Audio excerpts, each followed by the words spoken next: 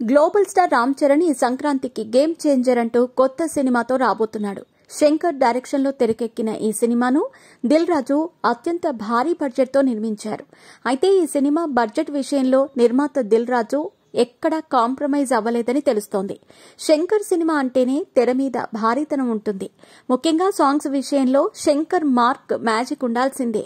Songs లో శంకర్ చూపించే మెరుపులు అన్ని ఇన్ని కావు. శంకర్ సినిమాలలానే ఆయన సాంగ్స్ కూడా స్పెషల్ క్రేజ్ తెచ్చుకున్నాయి. అయితే ఆ సెంటిమెంట్ ప్రకారంగానే రామ్ చరణ్ గేమ్ చేంజర్ లో కూడా సాంగ్స్ ని నెక్స్ట్ లెవెల్లో తెరకెక్కించారు. కేవలం సాంగ్స్ కోసమే ఏకంగా 75 కోట్లు ఖర్చు పెట్టినట్టు తెలుస్తోంది. 75 కోట్లు కేవలం పాటల కోసమా అని నోరెళ్లబెట్టొచ్చు. ఆ బడ్జెట్ లో ఒక పెద్ద హీరో సినిమా కూడా తీసేయొచ్చు. కానీ శంకర్ సినిమా విషయంలో అసలు కాంప్రమైజ్ అవ్వడు అని చెప్పడానికి ఇది బెస్ట్ ఎగ్జాంపుల్. మీ పెట్స్ కి గ్రూమింగ్ నుంచి బర్త్డే సెలబ్రేషన్స్ వరకు అన్నింటిలో మంచి ఆఫర్స్ ని మాయా టైల్స్ అండ్ ట్రయల్స్ వారు మీ ముందుకి తీసుకుని వచ్చారు. ఎక్కడో కాదు, మన బాజ్పల్లిలో. Phone number 8985555318. గేమ్ చేంజర్ సినిమాలో జరగండి సాంగ్ కోసం 16 కోట్ల సెట్ వేశారు. ధోప్ సాంగ్ కోసం వేల కొద్దీ లైట్స్ ని అరేంజ్ చేశారు. నానా హైరానా సాంగ్ న్యూజిలాండ్ అందాల్లో తీశారు.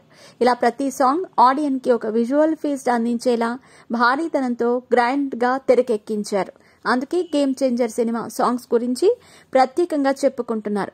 ఇక ఇప్పటికే సినిమాపై భారీ అంచనాలు ఏర్పడగా సుకుమార్ లాంటి డైరెక్టర్ రామ్ చరణ్ కి నేషనల్ అవార్డు వస్తుందని అనటంతో ఇంకాస్త అంచనాలు పెరిగాయి.